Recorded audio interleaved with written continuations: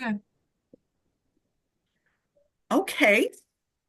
Hi, everybody. Amanda, are you staying on to talk about books? Do you want books? Do you have books you want to talk about? Pop it at the end with a few. Okay, perfect. Okay. So I know if you're watching this, you're watching it recorded because we can't get on Facebook. Lovely. Yeah, So what's going on there? I have Yeah, no idea.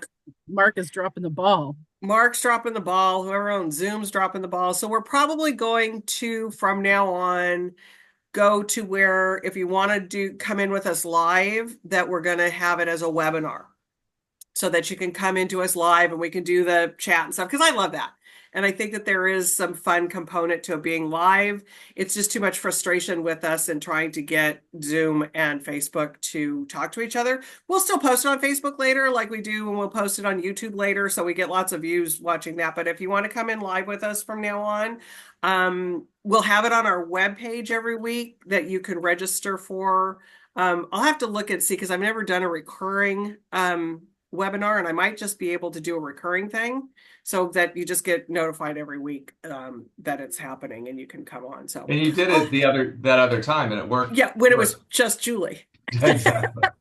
And we're gonna have you. It won't be just Julie going forward. I'm Going sorry. forward, hopefully it's not just Julie and we can we can have a conversation because I was like trying to look at the conversation and I couldn't post book. I mean, it was fine, but it was just like, oh my God. So sorry that we aren't live with you on Facebook. And Amanda, I think, is chatting with you right now, telling you that we're sorry that we're not live.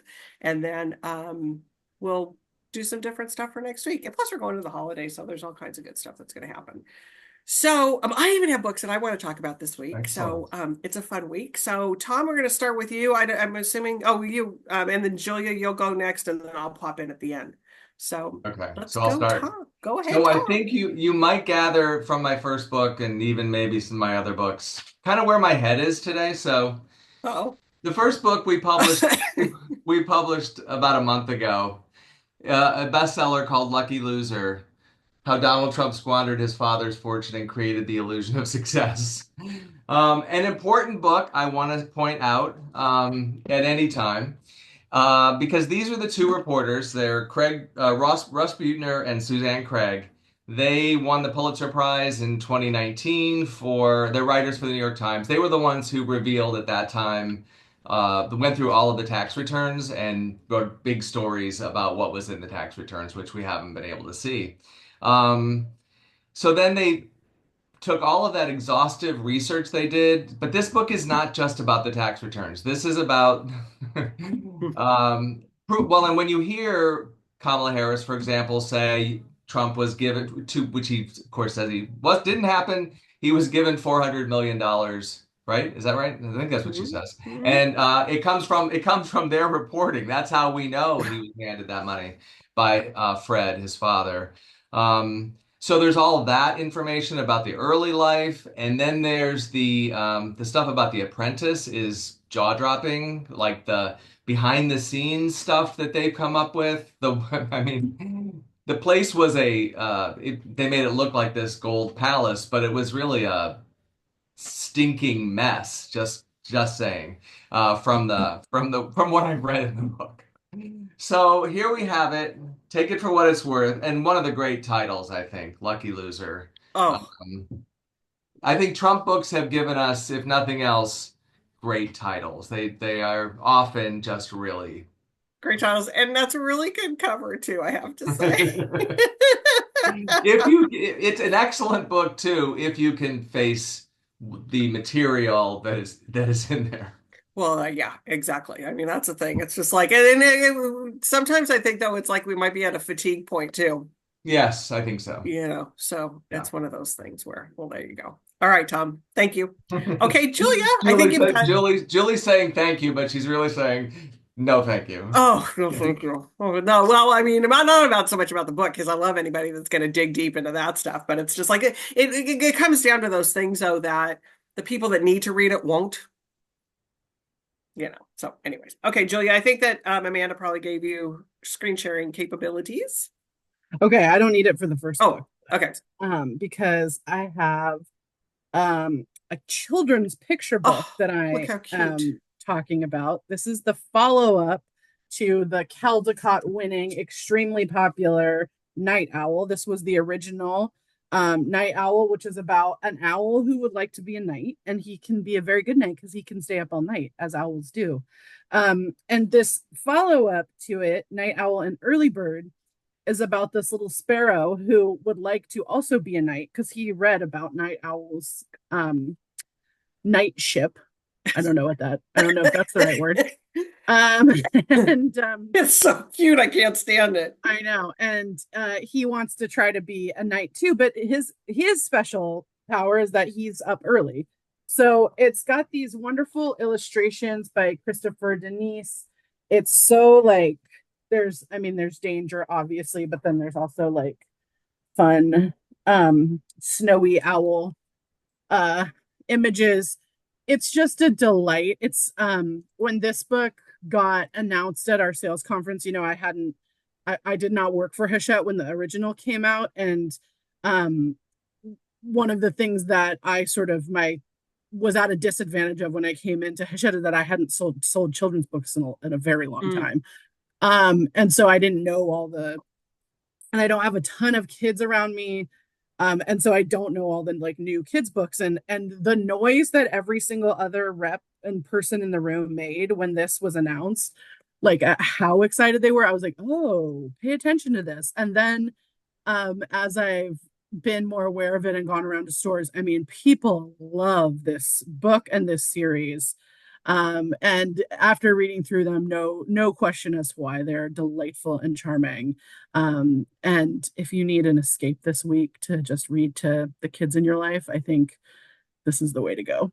I love it. And so I'm trying to escape all of life this week. That is so wait a minute. Real goal. This is pretty funny. We go from Tom and then we go to Julia, just Julia is a great I'm reading kids' books. I'm not Believe me, even with the books coming up, we need Julia's counterpoint here. Very important. I'll try. We're going straight to kids' books. Amanda, what? I just wanted to mention Kim LaRue said, boo, Facebook. Looking forward to seeing what you've got. And Beth Doherty appreciated our update and will be awaiting picks eagerly. I just wanted to mention it for okay. Perfect. Thank you.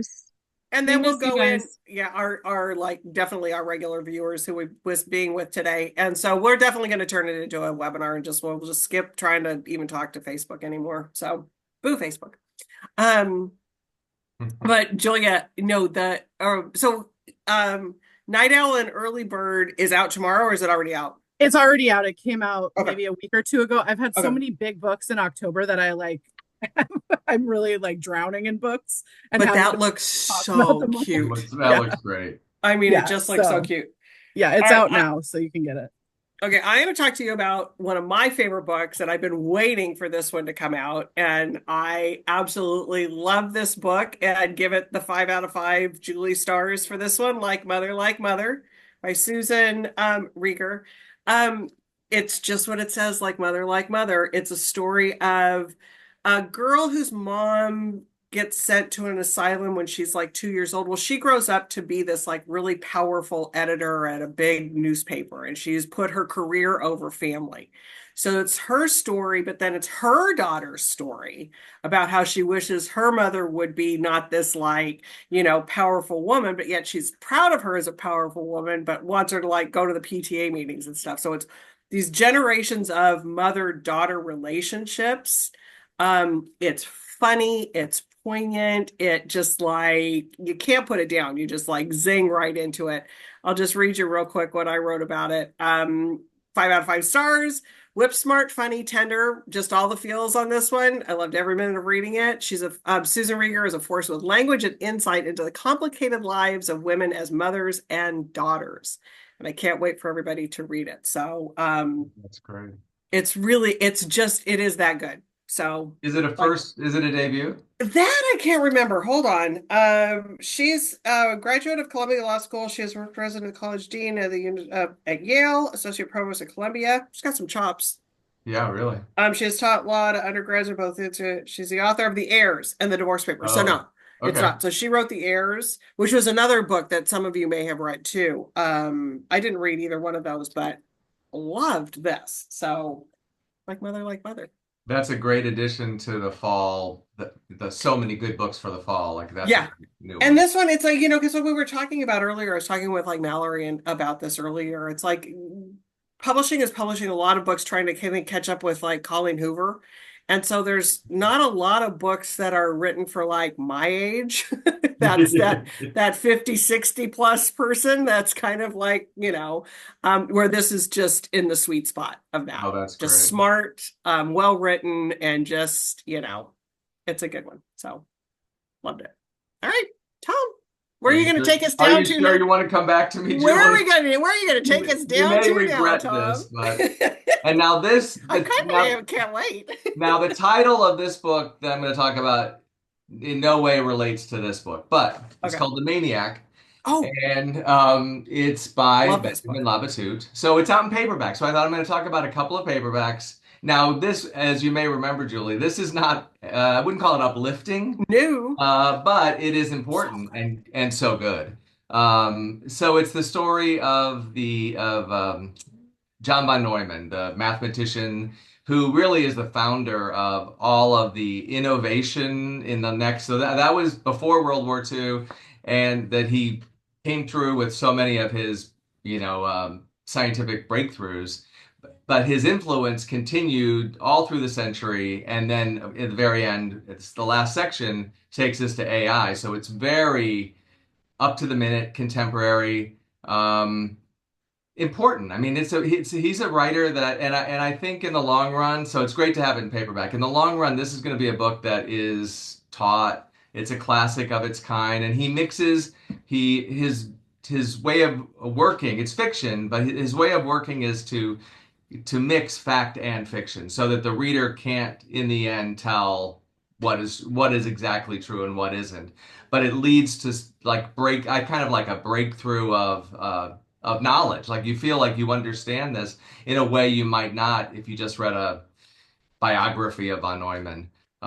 So he was a contemporary of Einstein, but he's not a well-known name outside of that world of math and physics. So great to have it in paperback. The Washington Post called it a work of dark, eerie, and singular beauty, which totally agree with. And remember, I'm sure I said this last year when I talked about it. This cover was AI generated just because that's what this book called for. Because I did not know that. yeah, because of the subject matter. It's not that we're turning covers into AI. It's that we wanted to do that in this case to show the terrifying thing that's in the book, which is AI. So anyway, Well, so he was Einstein and Oppenheimer. I mean, it brought in that whole bit too. yes, exactly. Yeah. And one thing I want to tell people, if you didn't pick it up last time when Tom talked about it when it was in hardcover, and pick it up now, don't be intimidated by it, because if somebody like me can read it and get it, me too. And it's one of those books that like I said, it makes you feel smart. Right. But it it's doesn't accessible. require a lot of knowledge going in about a lot of those things. Computers. And there's stuff that might go over your head a little bit, some of the, but it doesn't take away from what you're reading. And Right. It's not, if you were to read a biography or if you were to read a historical fiction account of it, it like might take you in too deep, where Livingston takes you in, but in a way that lets you absorb it and appreciate it. And this is a book I will never forget reading, because I read it in manuscript before OpenAI happened. Right. And so it seemed a little bit in the future. I don't know when this might happen, but sometime in the future. And then all of a sudden, Pandora's box was opened, and literally like 2 weeks we've only later. just begun the journey of that. Literally 2 weeks later. I'll never forget meeting him. Yes, I know. or what he wrote in my book. Just saying. I still haven't met him, and haven't met him. I haven't had the experience that you've had, Julie. You may not get the same one. You got to be sitting next to him at a dinner drinking lots of wine. Oh, I'm confident it wouldn't be the same one. Yeah, and definitely drinking lots of wine, just like right at the end of a pandemic. It was a thing of beauty. Let me tell you. Excellent. Excellent. That's the book business, Julie. Oh God, that's the fun of it. Yeah. All right, Julie, what do you got? Okay, so my next book it's maybe one of my favorite books of the season. It's a little sleeper book. It's called Notes from an Island by Tove Jansson. And Tove Jansson wrote the Moomin Chronicles, which a lot of people grew up with. She also wrote a great book called The Summer Book, which is about, she's Finnish, and it's about sort of nature and Finnish summer and seasons and stuff like that. This is a really cool book. It's she was a queer woman, her and her partner every year spent time on this island, this Finnish island. And it's like her musings over the years of how the island both changes and doesn't change, the flora and fauna of the island. It's sort of a meditative book in a certain way because it really just like looks at time passage and how things change and how things don't change. But what's really cool too is her partner was a very, very famous Finnish painter. And so throughout, there are watercolors that were done of the island and of the views that were done by her partner. So it's this kind of great little, I kind of look at it as a book nerd gift, for that person who, is well read and everything, and you never know what book to buy them. This one might be a good one because it's a little bit underground. It's a little bit, you kind of have to know, who Tove Jansson is. I love the end sheets too. This is the map of the island. But it's this gorgeous, it's a paper over board, sort of 3/4 cover, just this nice little package. And I think one that, again, my theme of the week is this escapism. And so, thinking about these slow things, thinking about how things change over time, how things don't change over time, thinking about sort of what it means to visit the same place over and over again and to become a part of that place for part of the year. It's just a really gorgeous book. So Notes from an Island by Tove Jansson. Sounds like the perfect stocking stuffer kind of book. Yeah, exactly. It's wonderful. And I really can't recommend it highly enough. Yeah, when you were saying her name, I was like, it looked familiar, but I still can't place. I know her from something, but I'm not sure what. I mean, you mentioned, but The Summer Book is a NYRB Classics title. Maybe that's it. That's what that is it. Okay, you're right. That is it. Yeah. Now that is. Yeah, and a lot of people do very well with that book. Yeah, and I'm picturing that cover. Okay. Yeah, even if they don't do the Moomin Chronicles, which is a children's series, and some people find it terrifying, but a lot of people grow up with it and love it. So yeah, what kids typically, well, except for the Night and the Early Owl, but I mean, the old Grimm. I mean, some of those old time stuff. It's just like Struwwelpeter. Yeah, I mean, like just saying. All right, I haven't read this, but anytime Louise Penny is it's an event when she publishes a book every year. We love her. So The Gray Wolf is her next one. And talk about end papers. Gorgeous. Ooh. So pretty. The end papers on this one, because I just think that sometimes I'm glad that even for somebody like Louise, that it's like she doesn't need all the fuss. I was going to say that's extra. That's nice. It's extra. She doesn't need the fun, but it's like I love that we're doing this, and that because I think that these are still objects that we like to hold and get onto. So Louise Penny's next one's out. We got plenty. So if you haven't ordered yours from somewhere else, order from us. So there you go. Okay, Tom. All right. I can't wait. There's no escape. I can't wait. Escape. Out in paperback, Lauren Groff's The Vaster Wilds, it is my favorite book of last year. So it's out in paper now. It's been out a few weeks. Now it is not a bright and cheery book. No, it's not. You did have a theme today, Tom. You did have a theme. I'll try to next Monday. Oh dear. Okay. Oh yeah. Anyway, as we recall, it's about a young girl servant in Jamestown who escapes the colony, and it's about her escape. And it's really in many ways an adventure story about how will she survive, how will she survive.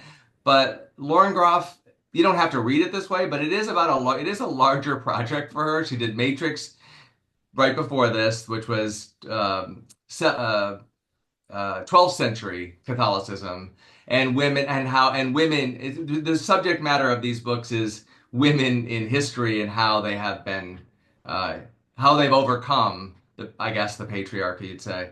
So that was 12th century Catholicism. This is 17th century Protestantism. But you can read it just as the great adventure that it is. Beautiful story of this girl. So powerful. The LA Times said they said she's reinvented the adventure novel. She wields words with a surgeon's precision and a maestro's passion. One of my favorite writers. All of her books. They're all different.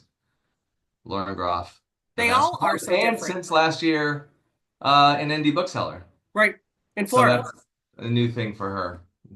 I was going to say, she is with her books, but just as a person, sort of like Emma Stobb. She's just one of those people that she's a really good person. Yes. And her books are just, like you said, every one of them is different. And I remember she wrote this one. How did she write it? She wrote it in like iambic pentameter first. And then, do you remember that story? And then she got rid like she had to do it that way first, and then she threw that out, and then she rewrote it. She's also that kind of big thinker. She's got that kind of brain, and she's got like 2 little kids too. So and she was opening a bookstore, so it's just like her brain might work a little bit differently than some of us. Exactly. Thankfully for us. Yeah, exactly. Things for her to read. But I'll try to lighten things up next Monday somehow. I'm thinking I'll just need to go heavy, full bore kids books next. Next Monday, I'm just going to be here with a cocktail and recommend. Oh, there you go. Recommending books about drinking. Instead of drunk history, should we do drunk tea time? I know. Oh, yes, right. I love that. Oh man. Next week's going to be brutal. It's going to be brutal. Guys. All right. What do you got? What will we be on? Not Facebook, not Zoom. Yeah, we want to be live, but we'll be in a webinar. We'll be in a webinar. Maybe a little safer. God. If I could never hear the word webinar again, it would be too I soon. know. But I know it's not your fault. It's not your fault at all. I know. It's just It doesn't give a fun vibe that tea time. Yeah. It's not. It's very unsexy. The word webinar. It's very not great. No. Let's see. Should we come up with another name for it? Let's go to Zoom Workplace. How about that?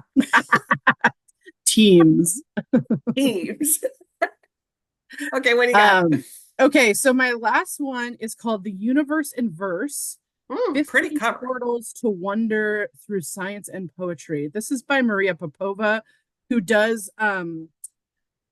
this, oh gosh, what's it called? I'm gonna forget. She does a website called sorry guys, I'm totally The Marginalian. Is the website she does. So a lot of people know her from that website. Oh, there's Amanda. She loves Stay on, Amanda, because don't you have something to talk about later? Sure. But so this is it's a really great book. It's really sort of different and interesting. It's got all these different sort of topics that it goes into. So let me find one. Like Pi and the Seductions of Infinity. And then it will have image, there's beautiful illustrations, and we'll have an essay about what it's talking about, and then we'll have a poem that's usually a pretty well-known poem or a well-known poet talking about this. So this one's Dark Matter and Our Yearning for Light. So there's this lovely sort of illustration, and then there's an essay, and then Let There Always Be Light, Searching for Dark Matter by Rebecca Elson is the poem. And so it kind of makes you, it's kind of a book that tries to spark connection between these things to appreciate nature and science and the way sort of different, I don't want to say media, but different parts of our world interact with each other, and particularly within your brain. It's really a great book to sort of, again, escape into. As that is my theme of the, I don't know, month, year. Exactly. But one that's really, it's gorgeous. It's, I mean, like I said, she has this following that people really love her, but I think even if you don't know her website or haven't followed her before, it's a really great sort of book to dive into and see sort of what connections start to be made in your head as you're reading her. But it's like I said, great cover, really good cover. Yeah. All right, I'm just going to briefly mention Paula Hawkins has a new book out, The Blue Hour. You'll remember her from Girl on the Train. And I can't remember her second book. Anyways, we're hosting her with Words Alive for their fundraiser. She's going to be the keynote speaker at their fundraiser on Wednesday night. So I'll get to see Paula again. Because the first time we hosted Paula was right after like Girl on the Train. So she went out on this little tour, and then Girl on the Train went bananas. And so they extended her tour a little bit, and we got her like kind of towards the tail end of that first part of I her had tour. forgotten that. You're right. Oh yeah. And she was just, it was so endearing. I mean, I'll never forget having her in that back office right there, where she was just gobsmacked by it all. I mean, just like couldn't really comprehend Yeah, that what was happening? What was happening, and just how big this thing had become. She was still trying to like absorb all of that, and so it was just it was fun being with her at that moment of her career. Yeah, because that's always amazing when you sometimes you're at the beginning of a tour like that, or at the end when it's really happening. Yeah, the beginning, no one knows for sure. Exactly. Then by the end, yeah. Yeah, nobody knew. She didn't know, and it was just, yeah. So it was really fun. So anyways, if you're looking for a new good twisted little thriller book, she's back with The Blue Hour. So, and Lee Child gave it said it's the best Paula Hawkins yet by a tense and haunting mile, he says. So there we go. Nice. Amanda, you said you had a couple books you wanted to highlight. Yeah, I'm actually having trouble picking. But this one is so cool, Julia. I was attracted to this one because at UCSD I took a class that only happened once, and it was called Poetry for Physicists, not Physics for Poets, which is usually how those interdisciplinary sort of courses go. And it was co-taught by Ray Armentrout, who's a local poet, Pulitzer Prize winning poet, and an astrophysicist named Brian Keating. Yep. And it was such a good class, and it was half literature people and half science people, and the science people were so befuddled a lot of the time about what the hell was happening. But this book definitely is in that wheelhouse. And I got sent this beautiful pretty small little broadside with an Emily Dickinson poem. Very cool. And it's a hardcover, right? So it looks like it's going to be very giftable. It's paper over board, and there's like, I don't know if you can see, there's like a spot gloss. Ooh, pretty. Yeah, on the yeah, pretty. Yeah. So it is really nice. And there's fun end papers too of the Zodiac. Oh yeah. Yeah. I mean, I'll bring one. I'll bring one for you, Amanda. I'm coming very giftable. Yeah. So. Really quickly, Masquerade by Mike Fu. This is a Tin House book, and it's the story of a newly single person who's house sitting for a friend of his in New York. And while he's there in his friend's apartment, he stumbles upon this book that was written by someone who has the same name as him in the 1930s in Shanghai. And so he goes on this sort of internal and external quest to figure out like what this book is and why it's so oddly compelling. And it's really, the whole time I was reading, I'm like, I need to know like what is happening, because it seems like it's got a magical realism element, and it's really good. So that comes out tomorrow. And then this is from Bloomsbury, since it's Halloween-y time. Cunning Folk, Life in the Era of Practical Magic by Tabitha Stanmore. And they actually recently reviewed it in the New York Times and said, I wanted to read one of their blurbs. Let's see. Despite an eventual government crackdown on the dark arts between the 14th and 17th centuries, folk magic stayed very much alive across England, according to this rich and lively account. Everyone from courtiers to peasants secretly consulted diviners, astrologers, charm makers, and healers. How effective were they? It's impossible to know, but fun to speculate. So it's not about witches per se. It's about sort of the practical magic practitioners that were very, very, um, very much just an accepted part of society in those times. And it's very entertaining. It's like, oh, I lost my spoons. Where did they go? I'm going to go consult with um, the Cunning Folk, the person in town who knows. And anyway, it was a lot of fun. And then I just started this. This is the follow-up to the House on Vesper Sands. Mm-hmm. And it's very good, but it doesn't come out till January, so it's just a teaser. All right, It's tease very, us on that. Yeah. yeah, spooky, atmospheric, excellent. I actually haven't read The House on Vesper Sands, which was a big hit in a lot of indie bookstores. And so, but I'm very much enjoying this. It's the second installment with the same characters that are very much a Sherlockian pair, with a Watson character. But it's not. Sometimes those Sherlock send-ups or homages are pretty stale. This one is great. It's the characters are excellent and the writing is top notch. Love it. Well, I love the Cunning Folk thing where you said something about this between the 14th and 17th centuries, not just like a short period of time there. Yes. And honestly, I mean, astrologers are a big part of the book. And I know tons of people who, when I bring up astrology in everyday conversation, like have had their natal charts drawn. It's just something a lot of people do these days. Like And they even don't if talk it's about it. yeah, it's sort of a novelty thing, but also, a lot of people say, gosh, it was sort of eerily prescient, some of the things Right. that were said. Oh. All right.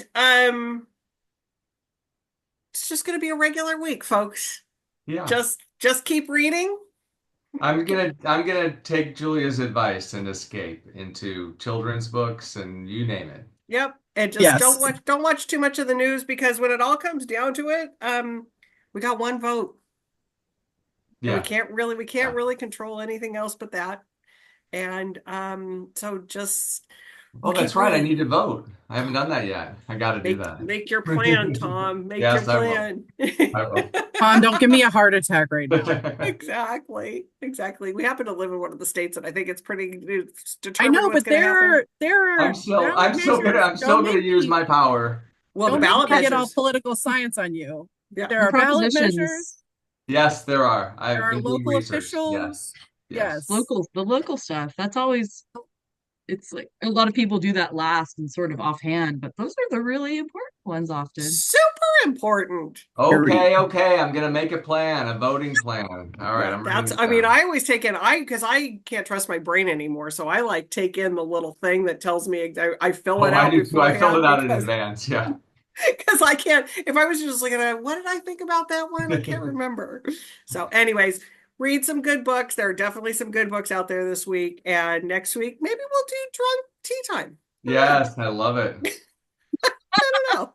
Tea time. Yeah. We're gonna do That's tea what time my next grandmother week. used to pour tea in that manner. Yes, that was a little It was- bourbon. Little It was bourbon still sometimes. brown. It was a still brown brown. liquid that was coming into your Bourbon might have been in that teacup. You never know. Different kind of stains in the teacup going Exactly. on. All right, everybody. We will see you. Sorry about the confusion with Facebook. We'll set up a webinar for next week and see if I can just make it recurring. And that way you just have to sign up once probably, and you'll just keep getting reminders. So at least that's the way my brain hopes it works. We'll see if it's true. So anyways, all right, everybody. All right, Bye. bye.